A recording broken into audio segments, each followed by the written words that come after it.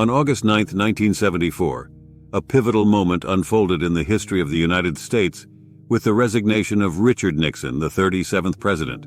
This event, triggered by the infamous Watergate scandal, set the stage for an unprecedented turn of events. In the aftermath, Gerald Ford, a Republican from Michigan, ascended to the presidency on August 9, 1974. What makes this transition truly unique is that Ford became the 38th president without being elected to either the presidency or the vice presidency. Prior to assuming the role of president, Gerald Ford had been appointed as vice president. The Senate, by a vote of 92 yeas to 3 nays on November 27, 1973, having confirmed the nomination of Gerald R. Ford of the state of Michigan to be vice president of the United States, and the House of Representatives, by a vote of 387 yeas to 35 nays, on today having confirmed the nomination of Gerald R. Ford of the state of Michigan to be vice president of the United States, the proceedings required by Section 2 of the 25th Amendment to the United States Constitution have been complied with. The gentleman from Michigan, Mr. Gerald R. Ford, has advised the chair that he has transmitted his letter of resignation as a representative of the 5th District of the state of Michigan to the governor and the secretary of the state of Michigan as required by the law of that state. The chair now requests the Chief Justice of the United States to administer the oath of office to the Vice President. Raise your right hand, Mr. Ford, and place your hand on the Bible. And repeat after me. I, Gerald R. Ford, do solemnly swear. I, Gerald R. Ford, do solemnly swear that I will support and defend the Constitution of the United States. That I will support and defend the Constitution of the United States. Against all enemies, foreign and domestic. Against all enemies, foreign and domestic. That I will bear true faith and allegiance to the same. That I will bear true faith and allegiance to the same. That I take this obligation freely. That I take this obligation freely. Without any mental reservation or purpose of evasion. Without any mental reservation or purpose of evasion. And that I will well and faithfully discharge. That I will well and faithfully discharge. The duties of the office. The duties of the office. On which I am about to enter. Of the office on which I'm about to enter. So help me God. So help me God.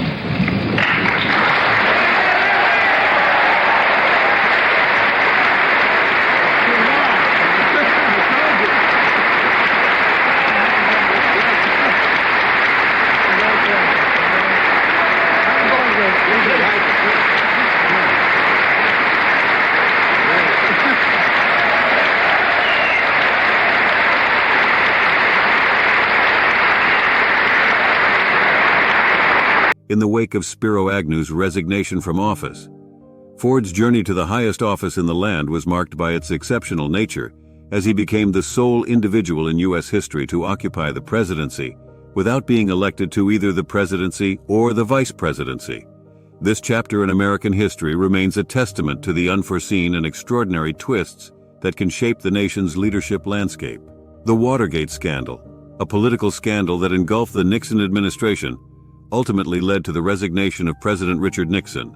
Facing imminent impeachment and loss of public trust, Nixon chose to resign, making him the first U.S. president to do so. We leave proud of the people who have stood by us and worked for us and served this country. We want you to be proud of what you've done. We want you to continue to serve in government if that is your wish. Always give your best. Never get discouraged. Never be petty. Always remember, others may hate you, but those who hate you don't win unless you hate them. And then you destroy yourself. And so we leave with high hopes, in good spirit, and with deep humility, and with very much gratefulness in our hearts. I can only say to each and every one of you, we come from many faiths. We pray perhaps to different gods, but really the same God in a sense. But I want to say for each and every one of you, not only will we always remember you, not only will we always be grateful to you, but always you will be in our hearts and you will be in our prayers. Thank you very much.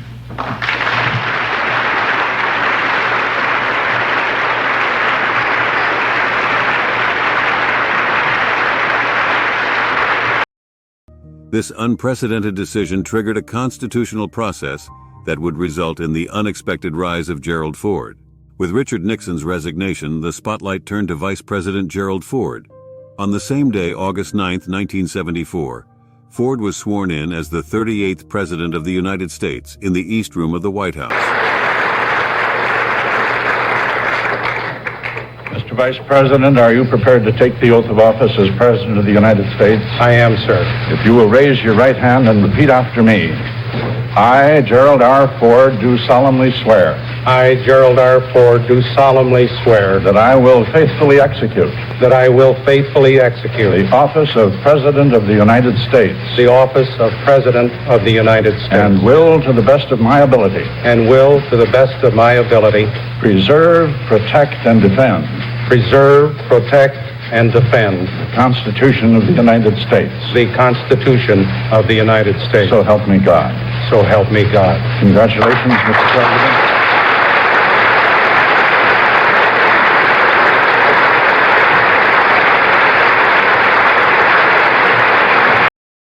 This pivotal moment not only marked the beginning of Ford's presidency, but also etched his name in history as the only individual to ascend to the nation's chief executive without winning a presidential or vice presidential election. Gerald Ford's presidency was distinctive not only for its unconventional beginning, but also for the challenges he faced. Tasked with restoring public confidence in the wake of the Watergate scandal, Ford worked towards healing the nation and promoting transparency in government. Despite his short tenure, Ford's presidency left an indelible mark on the country's political landscape. In 1976, Gerald Ford faced the challenge of seeking election in his own right. His opponent was Jimmy Carter, the Democratic nominee. Ford's candidacy aimed to secure a mandate from the American people, legitimizing his position as the nation's leader.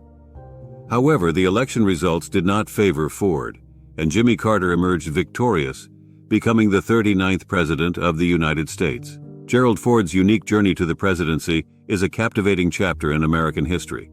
His role as the unelected president, stepping into the highest office under unprecedented circumstances, highlights the resilience and adaptability of the U.S. political system. Ford's presidency, though brief, contributed to the nation's healing process and showcased the strength of democratic institutions in times of crisis. The legacy of the unelected president lives on, serving as a testament to the remarkable twists of fate that shaped the course of a nation's history.